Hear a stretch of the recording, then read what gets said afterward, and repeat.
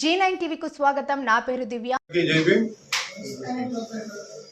ముఖ్యంగా ఈరోజు ఈ మీడియా సమావేశం నిర్వర్తించడానికి ముఖ్య ఉద్దేశం ఏంటంటే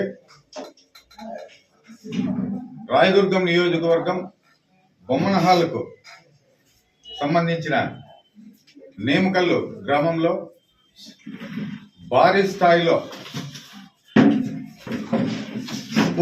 అక్రమ కోరీలు నిర్వర్తిస్తా ఉన్నారు. ఏంటంటే ఎటువంటి పర్మిషన్స్ కూడా లేకోకున్నట్టు ఈరోజు వందలాది టిప్పర్లతో కొండల్ని పిండి చేసి ఈ విధంగా కొండల్ని పిండి చేసి అక్రమంగా అమ్ముకోవడం అనేది జరుగుతోంది. ఈయన కొన్ని చోట్ల రావు అనే వ్యక్తి కొన్ని చోట్ల చంద్రబాబు నాయుడు గారు నా తమ్ముడు అని కూడా చాలా చోట్ల చెప్పుకొని ఈ దందా అనేది నిర్వర్తిస్తున్నాడు. కాకపోతే ఇక్కడ ముఖ్య నాయకుడు అండదండలతోనే తెలుగుదేశం ప్రభుత్వము వచ్చిన వెంటనే ఈ దందాని అనేది కంటిన్యూ అనేది చేయడం జరుగుతోంది. గతంలో ఇతనికి దాదాపు 30 కోట్ల రూపాయలు ఫైన్ వేసినప్పటికీ గవర్నమెంట్కి ఆ ఫైన్ అమౌంట్ కూడా చెల్లించకపోగా ఆ కోరీని యథావిధిగా కొనసాగిస్తూ ఇప్పుడు మరొక క్రషర్ను కూడా కొత్తగా ఇప్పుడు ఏర్పాటు చేయాలని చూస్తున్నారు. దీనికి సంబంధించి ఏ అధికారి కూడా కన్నెత్తి కూడా అటువైపు చూడటం లేదు. దీని వెనుక ఆంతర్యం ఏమిటి? కూటమి ప్రభుత్వం దీని వెనుక ఉందా, లేక తెలుగుదేశం పార్టీ ముఖ్య నాయకులు దీని వెనుకలు ఉన్నారా? మరి అధికారులకు ఎంత ముడుపులు ముడుతా ఉన్నాయని చెప్పేసి నేను క్వశ్చన్ చేస్తా ఉన్నా.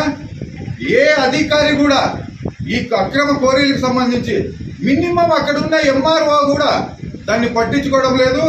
అక్కడ తీరా చూస్తే మెయిన్ రోడ్డు కూడా స్థలాలు కబ్జా చేస్తే ఆ కబ్జాలు చేసిన స్థలాన్ని కూడా ఖాళీ చేయించలేని దుస్థితిలో బొమ్మనాల ఎంఆర్ఓ గారు ఈరోజు ఉన్నారు.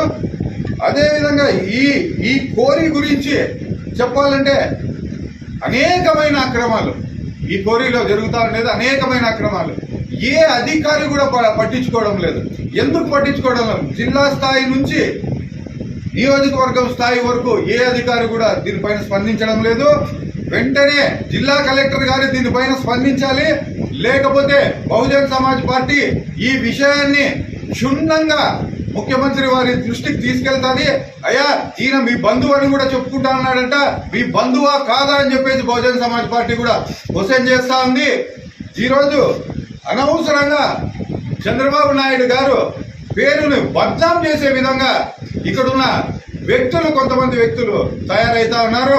ఆయన అభివృద్ధి అని చెప్పేసి ముందుకు వస్తా ఉంటే మీరు అనవసరంగా ఆయన పేరుని మధ్యలోకి తీసుకొచ్చి దీన్ని ఆయన పేరును చెడగొడుతున్నారని చెప్పేసి బహుజన్ సమాజ్ పార్టీ తరఫున మేము తెలియజేస్తున్నాం. అయ్యా ముఖ్యమంత్రి గారు, ఇలాంటి వారిపైన మీరు వెంటనే చర్యలు అనేది తీసుకోవాలి.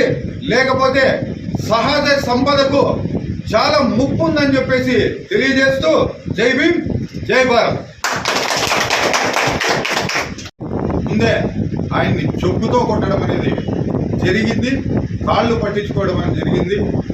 ఒక దళిత విలేకరిపై ఎంత ఖండ కావరం ఉంటే ఈ విధంగా గీతం యాజమాన్యం అనేది ప్రవర్తిస్తుంది.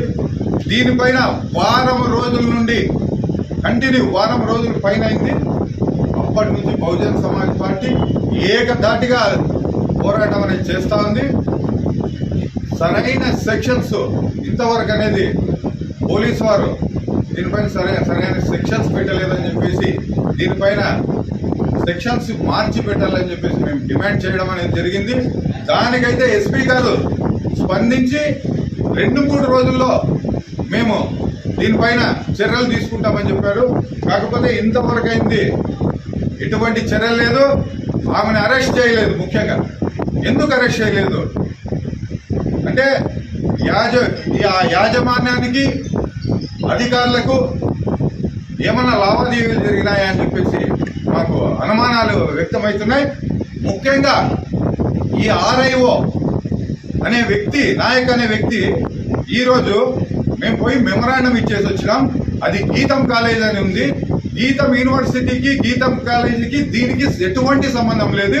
ఇది శ్రీ గీతం అని చెప్పేసి వాళ్ళు చెప్తా ఉన్నారు. శ్రీ గీతం అన్నాడు, శ్రీ గీతం అని బోర్డు వేసుకున్నలా గీతం అనేది ఇంత వేసి, శ్రీ అనేది ఇంత వేసి, గీతం అనేది ఇంత పెద్దగా వేశారు.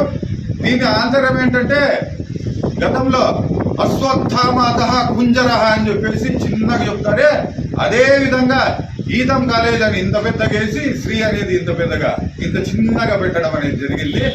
ఆ విధంగా ఉన్న బోర్డుని వెంటనే ఆర్ఐఓ తొలగించాల. మీ పైన కూడా ప్రజల్లో అనేకమైన అనుమానాలు వ్యక్తమవుతున్నాయి.